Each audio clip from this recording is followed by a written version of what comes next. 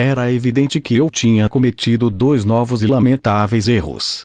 Primeiro, lançar-me numa corrida tão suspeita, e, segundo, ignorar a vigilância noturna da Fortaleza Antônia, e a abertura ou porta existente no parapeito, permanentemente aberta.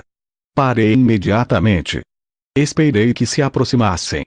Fugir teria sido um terceiro erro. Enquanto enchia os pulmões numa fatigante tentativa por me acalmar, o ruído que me era familiar chegou aos meus ouvidos. Era a moagem diária do grão. Jerusalém despertava. E, como uma confirmação fatal, a repentina claridade do dia caiu sobre a cidade, fazendo reverberar os pólidos e esverdeados capacetes de bronze dos legionários. Lutei com o meu cérebro. Tinha de encontrar uma boa desculpa. Mas qual? Os soldados detiveram-se. Cautelosamente, sem dizer palavra, olharam-me dos pés à cabeça. Estremeci ao reconhecer os seus uniformes de campanha. Não pude evitar uma emoção profunda. Eram os primeiros seres humanos com que me deparava naquele novo e acidentado salto. E o primeiro toque das trombetas de bronze do templo anunciando o amanhecer, retumbou entre as muralhas, agitando o céu azul com dezenas de remoinhos de pombos e o negro planar das andorinhas. Os levitas, do alto do santuário, seguindo um costume ancestral, avisavam os habitantes da cidade santa de que o sol estava a ponto de romper no azulado horizonte dos montes de Moabe. Eram 5h42. A minha roupa suja e esfrangalhada e o suor que escorria das minhas fontes, banhando-me a barba, não deve ter inspirado muita confiança aos soldados. Assim, colocando-se de ambos os lados, continuaram a avançar, apontando-me as compridas lanças ou pilum. Os três vestiam cotas entrançadas à base de malhas de ferro que usavam como uma túnica curta, até o meio da coxa. Estas couraças muito flexíveis e sólidas, recobriam um gibão de couro de comprimento idêntico. Por último, a pesada indumentária envolvia uma túnica vermelha de mangas curtas, até o cotovelo, que era 10 ou 15 centímetros mais comprida que a armadura, caindo sobre os joelhos. Quando se achavam a 3 metros, os legionários dos flancos detiveram-se pela segunda vez. E as brilhantes pontas de flecha dos seus pilum ficaram a 1 metro do meu ventre. Ao observar os seus rostos fatigados e sonolentos, deduzi que se tratava de uma patrulha de serviço durante a quarta e última vigília da noite 1. As horas durante a noite era ainda mais vaga do que durante o dia. No tempo de Jesus, tanto os judeus como os romanos dividiam a noite em vigílias, 4 no total. O nome vigília estava associado às horas que a sentinela permanecia vigiando, ou o pastor a guardar o rebanho. Cada uma somava 3 horas, aproximadamente. Começavam com o ocaso e findavam com a sombra, de manhã quando o horizonte se iluminava com os primeiros raios do sol. Para minha infelicidade, tinha chegado na pior altura, justamente no momento em que iam ser rendidos. O seu mau humor e contrariedade revelavam-se na forte contração dos maxilares e no olhar, avermelhado e acusador. Levantei o meu braço esquerdo, com a palma da mão aberta, em sinal de paz e submissão. Nesse mesmo instante, o soldado que estava no centro da formação levou a mão esquerda ao flanco direito, desembainhando a espada, uma hispânicos de 50 centímetros e gume duplo. Uma corrente de fogo pareceu devorar as minhas entranhas. Que tencionava fazer aquele soldado? O segundo toque das 7 trombetas, avisando da abertura da célebre porta de Nicanor, no templo, fez o legionário hesitar. O seu gladius, a 1 palmo do meu externo, cintilou por um breve instante, aumentando a minha copiosa transpiração. Com voz rouca e levantando a espada até a minha garganta, o soldado pronunciou umas palavras que não compreendi. Devia tratar-se de um dos legionários da tropa auxiliar, integrada por trácios, sírios, germanos ou espanhóis. Com um leve gesto de negação da cabeça, dei-lhe a entender que não percebia a língua dele. Mas o soldado, possivelmente alterado, repetiu a pergunta num tom imperativo, cravando a ponta da hispânicos debaixo do meu queixo. Jazão. Eliseu estava à escuta. Mas o que é que ele podia fazer num momento tão crítico? Senti o metal bem afiado a entrar ligeiramente na minha pele, obrigando-me a levantar a cabeça. Era evidente que ao menor movimento suspeito me podia considerar um homem morto. Esforçando-me por manter a cabeça numa posição tão violenta, respondi em grego na esperança de que algum legionário me compreendesse. Sou de Tessalônica.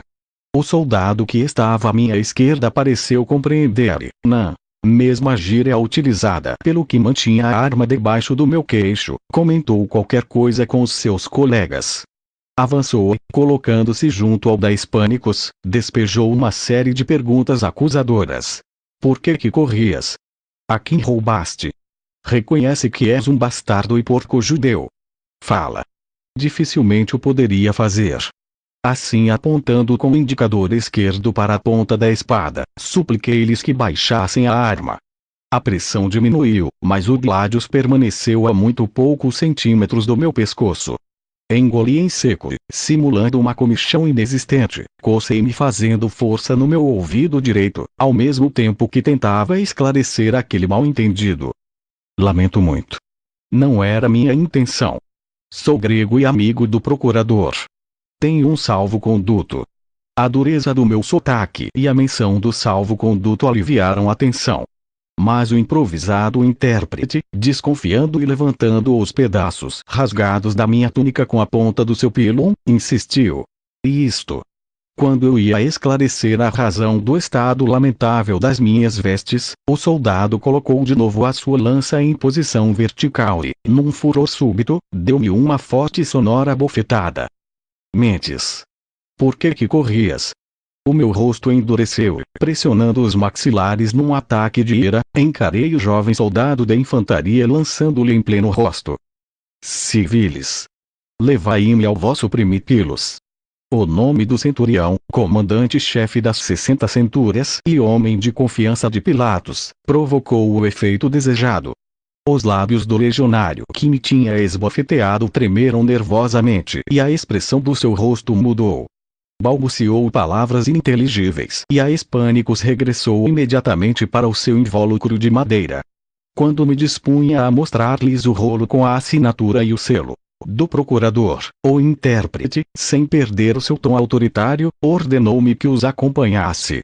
Ao franquear o parapeito de pedra e vislumbrar ao fundo, do outro lado da ponte levadiça a monumental porta coroada com um canhão e provida de 2 sólidos batentes de madeira, novas e comoventes recordações longínquas e próximas recordações me vieram à memória, pareciam aquelas cenas dos interrogatórios de Pilatos e da enfurecida multidão a gritar pela libertação de Barrabás.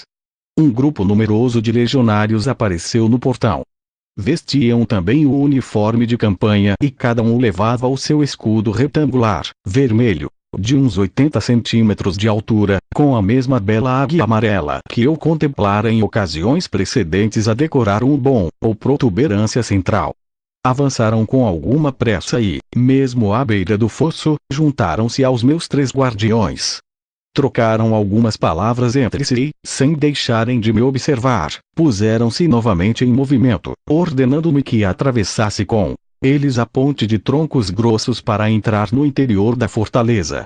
Até aquele momento, quase 6 horas da madrugada, a pouca sorte só nos proporcionara desgosto atrás de desgosto.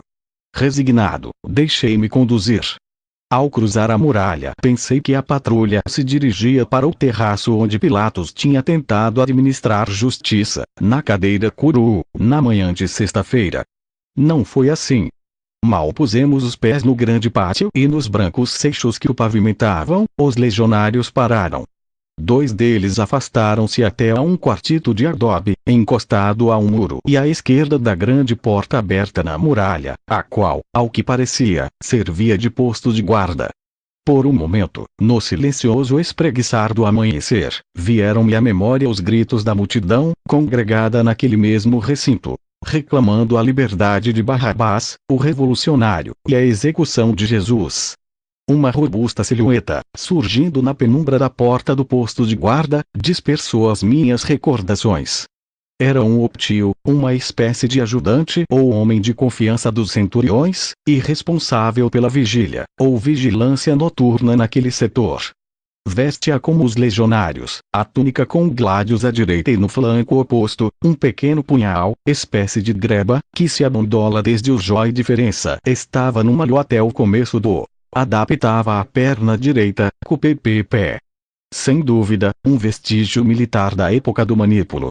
Segundo autores como Arriano e Vegésio, esta couraça só era usada na perna direita, porque a esquerda era protegida pelo escudo. As caligas, ou sandálias de correias, de sola dura e cravejada, envolviam os tornozelos e o dorso dos pés, completando o uniforme de campanha.